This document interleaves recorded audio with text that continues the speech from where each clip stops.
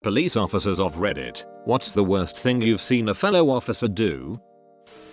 Caught a fellow officer, my unit, but not my shift or team, drinking and driving. Apprehended him, military version of arrest. My work led to his conviction and bad conduct discharge. I was a cop in Mesa, Arizona, and we got a call about someone with a gun.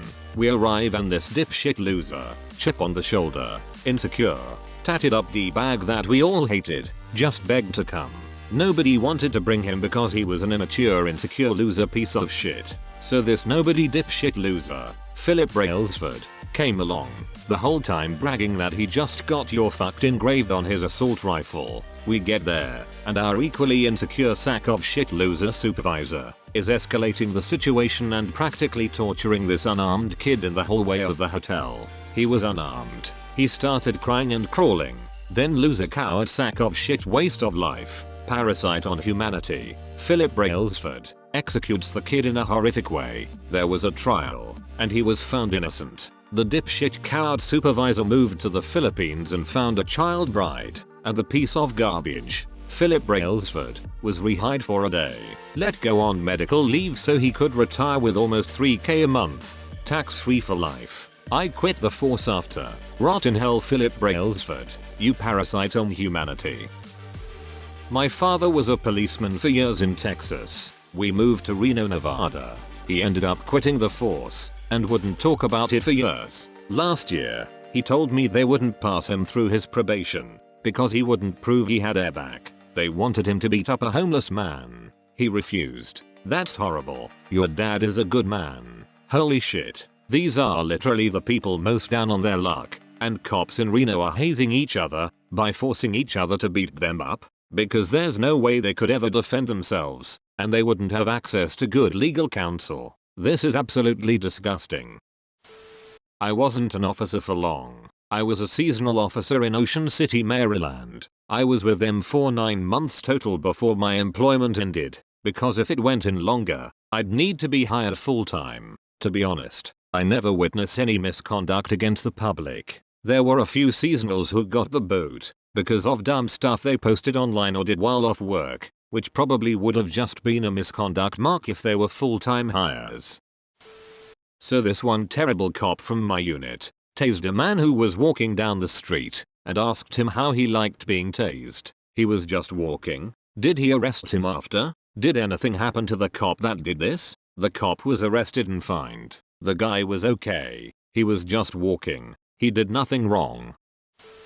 Former cop here. The worst thing I have personally witnessed was a police honor guard member carrying the casket of his partner that he had murdered. The shooter was off duty that night and was busy burglarizing a local business when his partner caught him in the act. From what we understand, shooter wanted partner to cover it up and not say anything. After his partner refused, shooter distracted partner by pointing at something, and when partner turned to look, shooter shot him in the back of the head with his service 9mm. The pistol he killed him with was literally bumping the casket as he carried him to his grave. Federal correctional officer here. We had a female officer who was sleeping with 10 or more inmates in the prison. Had an officer get bribed into bringing cigarettes into the prison for about $300 a pack. Had a female correctional officer get pregnant from an inmate. Had a male correctional officer get caught giving an inmate a BJ in the fridge in food service. The list goes on with stupid shit that staff will end up doing for inmates for such little money. You have people throwing away their job that pays $50,000 plus a year for a few $100s. It just comes down to people being weak-minded and greedy. For some reason, we always have dirty staff around, and it is hard to pick out the idiots.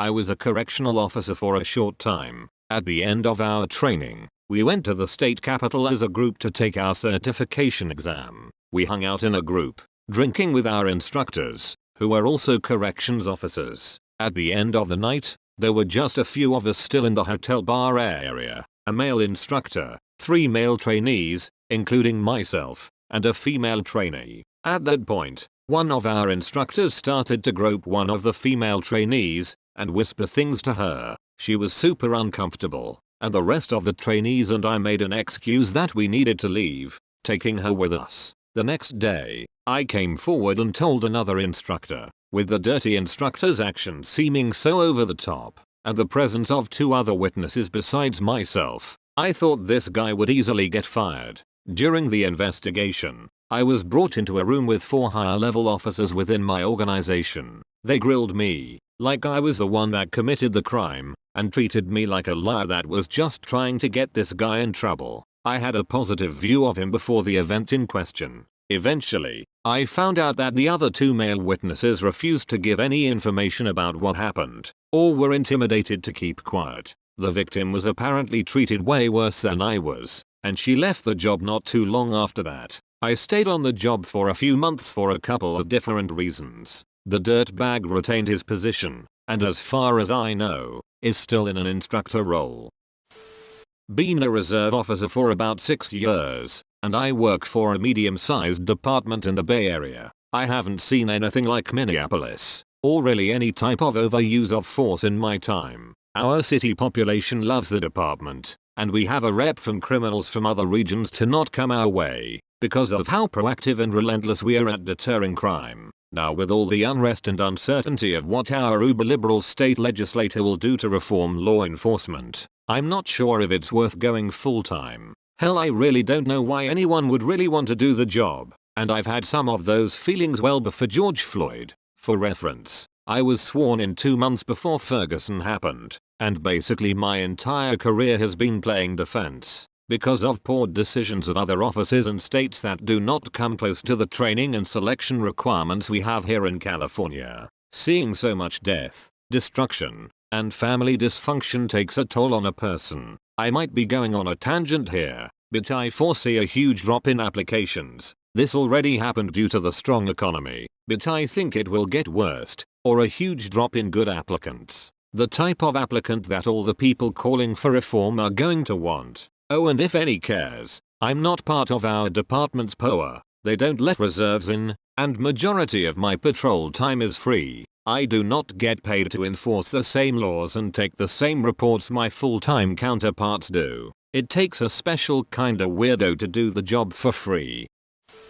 Ex-cop in Australia here. It's far more common than you think, but far less extreme than you would imagine. For instance, attending an AR at a petrol station, I've seen cops just grab a chocolate milk and just walk out when they leave, knowing the attendant will say nothing cause, well, he's a cop. Plenty of times I knew evidence didn't make it back or get reported. Cash, drugs, electronic items. If you ever pointed a finger, it would come back to bite you though. I left because of the attitude in the NSW police force to minor corruption. Basically, you shut the F up, or enjoying working transport. Train cop. Edit. Please don't get me wrong. I am still very pro-police. It's just a seriously tough job in some areas. I understand some gas petrol stations have an understanding with local PDs. I am referring to situations where the officer had no intention of paying for the item, and couldn't care less if he or she was entitled to it or not. Another example is seeing a cop walk out of a JB Hi-Fi electronics store after a robbery with an extra charger for his iPhone. The poor girl behind the desk didn't know what to say. Edit 2. Having an arrangement for free food with local business isn't corrupt, but it is a slippery slope. I am referring taking product without implied or expressed permission. Seen a lot. I work for a larger department that has had a very well publicized problem with corruption and bad behavior of officers. We have an awful reputation in the area as a result of stupid things officers have done, be it corruption, idiotic behavior or whatever. Couple examples. Had our ex-chief routinely have officers called to his residence for large parties he would throw. These would normally involve a fair amount of underage people, booze, and a lot of pills. It was common for the officers that responded to the call to suddenly be promoted or end up on a specialty unit of their choosing shortly afterwards. Preferential treatment for certain officers, see above, or citizens, due to their influence with command staff. At the same time, punishment of officers who spoke out against the chief or his lackeys, specifically a supervisor, who had his schedule changed routinely so he was always working opposite his spouse, in an effort to ruin their marriage. A personal example, a former chief who used his influence to trick me into dropping a felony case. that involved charges in 2 jurisdictions stemming from the same incident. Chief contacts me saying the prosecutor for the other jurisdiction has worked out a deal whereby we drop our charges and he pleads to the more serious charge there. Later found out he sold that same line to the other jurisdiction, so the defendant got off scot-free. And one awful one. SRO, school resource officer, who was caught with an underage prostitute at a sleazy motel off duty in his patrol car. When cornered, he fled the scene, so we had county deputies in pursuit of a city officer in a marked patrol vehicle. Stuff like this is why I am trying to get out of this career field.